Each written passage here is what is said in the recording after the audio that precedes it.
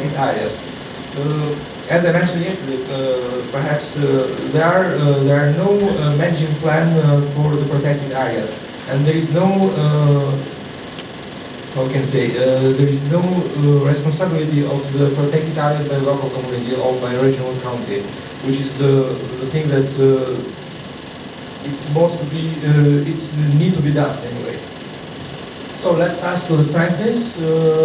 We have diversity of protected areas. There are something like 13 protected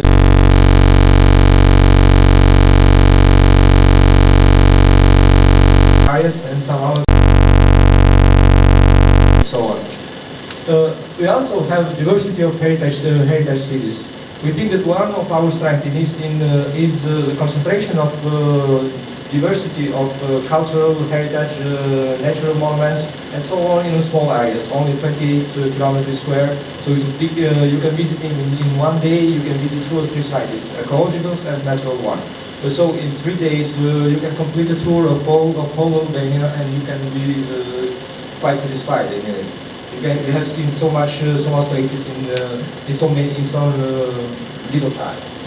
Current cities concentration is that fact, and another strength is young populations. We have an average of population about 29. Legend because water is, well, not dirty, cool, and not poisonous, of course. If you're in Boreal, taste first.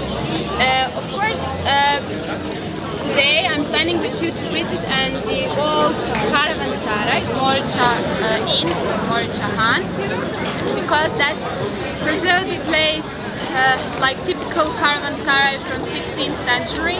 The Morica Inn is the old and small caravansaray, but the only one which is still completely preserved.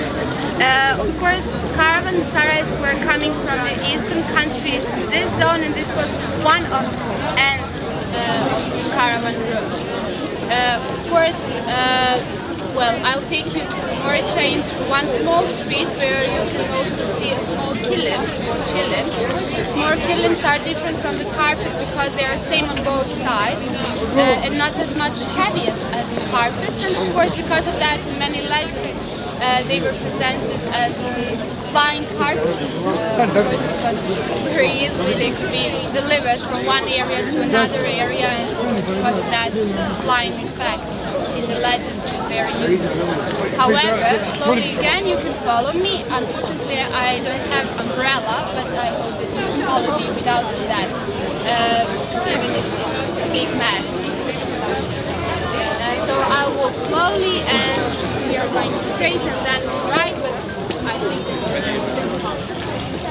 please again.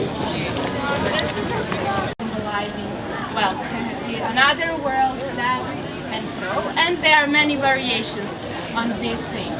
Of course, many symbols came again from the east, from Persia and many other countries, but of course some of the symbols are very authentic from Russia, from the ancient Ottoman Kingdom, and of course for knowers it's very easy to, well, see the differences and know every symbol for itself. For us it's a little bit hard, but however you can still, well, see some of the hidden.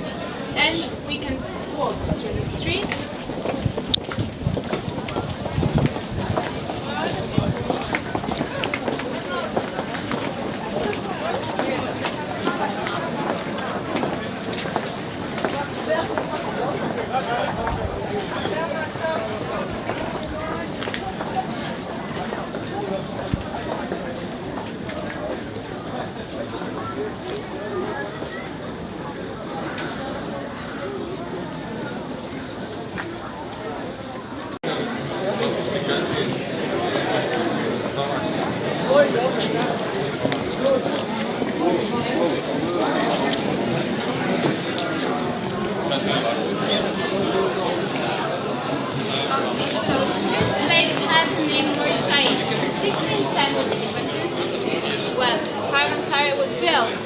The name was completely different. The new bright new. In 18th century it was not anymore bright new, and it got the name Morica after Henry Morica. Of course, as I I told you, it's preserved in the same way, like long ago, even now functions completely different. In 16th, 17th, 18th century, of course, people were entering inside this guardyard with the horses. Very rare camels were used, so mostly horses. And horses would stay where now time with shop and this area shopping. And at the upper floor were the people for the first 3 nights were for free for every visitor. Because they were coming here to trade, mostly they would stay sometimes 15 days, sometimes a month, and 3 days were nothing, but the whole system included that the shops around, even if they are all transition place like this one, can stand 3 nights for free, and they have very clean and nice area for the visitors. After that, you need to pay, but not so much money. Down there, there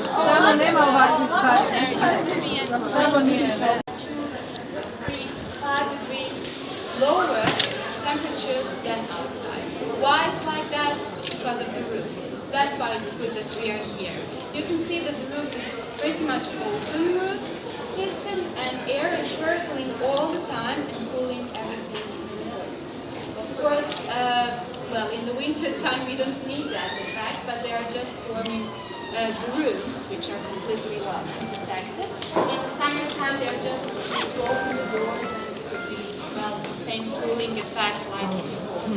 So this system came with the Ottomans, but they also took that kind of system from well Japan, China, and well more eastern countries, and still in the countries like this you can sometimes well see the same system. Now, unfortunately, only in this Morichain we have the roof in the same condition, and of course we can still show well the ancient air conditions.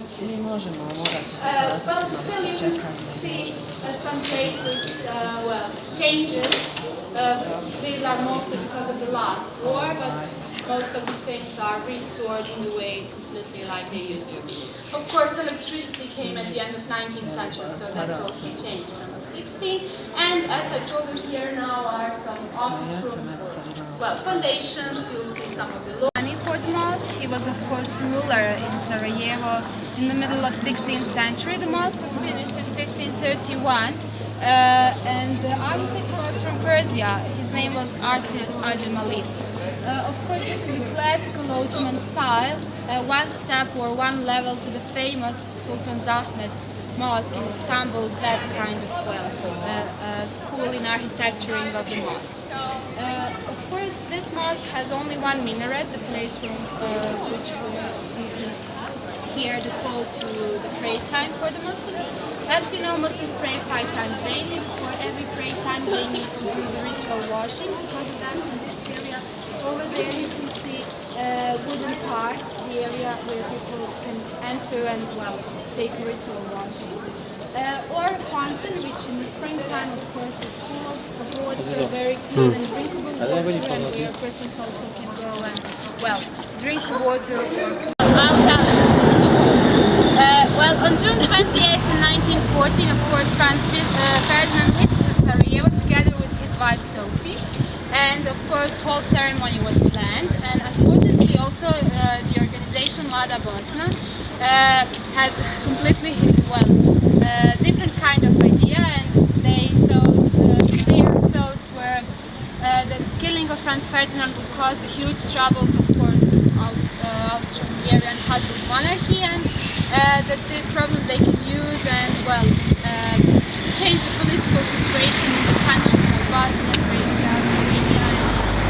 However, they had one plan, which included many members of this organization, Mlada Bosna. Of course, I have to say that the organization had also some kind of support from another organization from Serbia, like hand.